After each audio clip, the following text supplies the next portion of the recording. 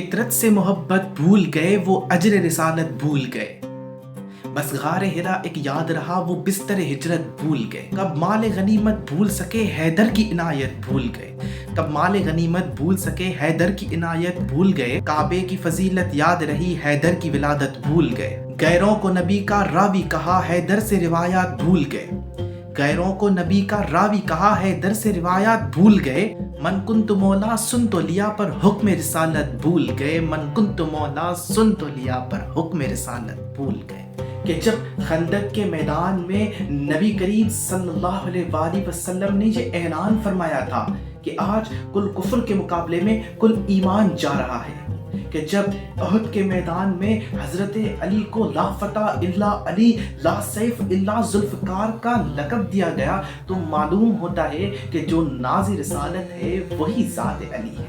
जब एक सफ़र में मुसलमानों के पास पानी की किल्लत हो जाती है तो हजरत अली रसूल अकरम सल्लल्लाहु तआला अलैहि वसल्लम के हुक्म की इताअत करते हुए कुओं के जन्नात से लड़ते हैं और शहंशाह जंगे अबीरुल इल्म का लक़ब पाते हैं, तो मालूम होता है कि जो नाज़िर रिसालत है वही ज़ात अली है।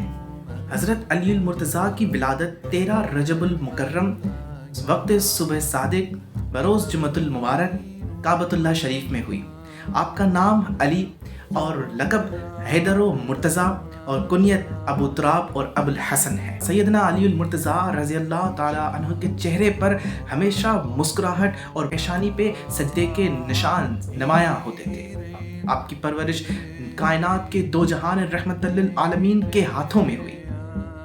आप बोलते, आप बातें करते तो वो बातें भी कोई मामूली बातें नहीं होती।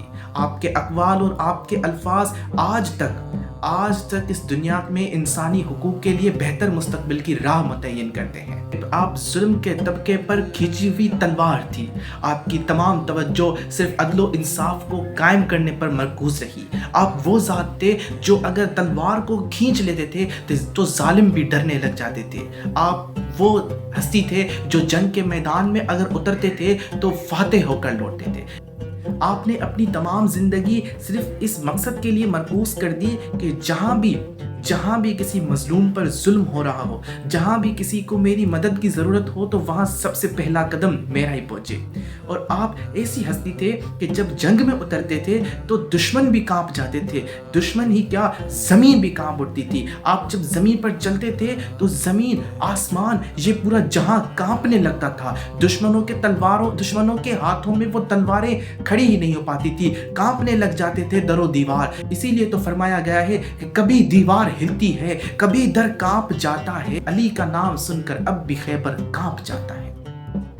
आपसे एक बार किसी ने पूछा कि आप हर जंग में फतेह क्यों हासिल करते हैं, फातेह क्यों बनते हैं, तो आपने फरमाया कि मैं जंग के मैदान में जब उतरता हूं तो मैं दुश्मन को देख के ही पहले ये फैसला कर लेता हूं कि मुझे तलवार उसके पेट में मारनी है या फिर उसके गले में मारनी है। मैं डर के सहमे हुए मैदान में नहीं उतरता। मैं मैदान में उतरता हूं तो ये सोच के, ये फैसला करके ही उतरता हूं कि मुझे दुश्मन को काट के वापसी आना है। कि हज़रत अली करमुल्लाह वजहू तो वो ज़ात है जिसके बारे में नबी करीम सल्लल्लाहु तआला अलैहि वसल्लम ने फरमाया कि मन कुंत मौला फहाज़ा अलीयुन मौला, यानी जिसका मैं मौला उसका अली मौला। आप तो वो ज़ात हैं जिसके बारे में ये फरमाया गया कि मैं शहर इल्म हूँ, अली उसका दरवाज़ा।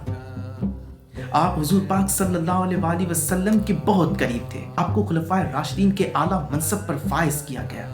आपको जीते जी दुनिया में जन्नत की खुशखबरी सुनाई गई। आपने हर जंग में एक ऐसे बहादुरी का मिसाल दिया जिसकी बहादुरी की मिसाल ना आज तक हमें मिल सकी है और ना क़यामत तक हमें कभी मिल सकेगी।